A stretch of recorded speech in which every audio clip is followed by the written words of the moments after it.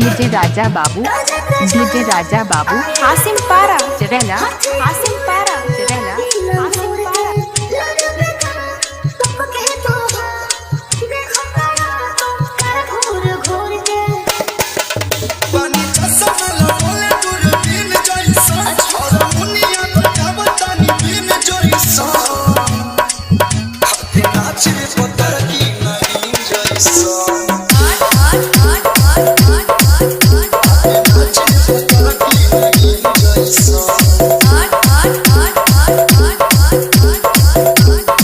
DJ Raja Babu, Hashim पारा, चरेला, हासिम पारा, चरेला।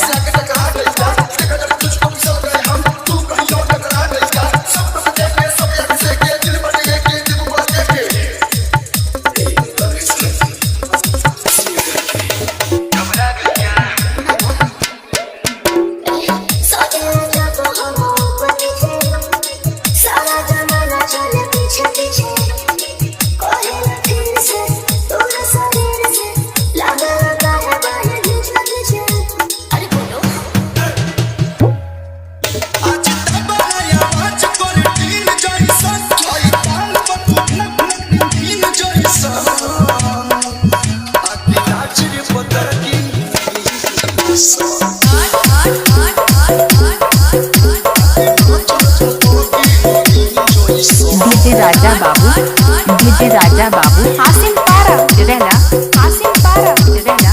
हासिम पारा। इनका मोबाइल नंबर है 97 21 35 59 94।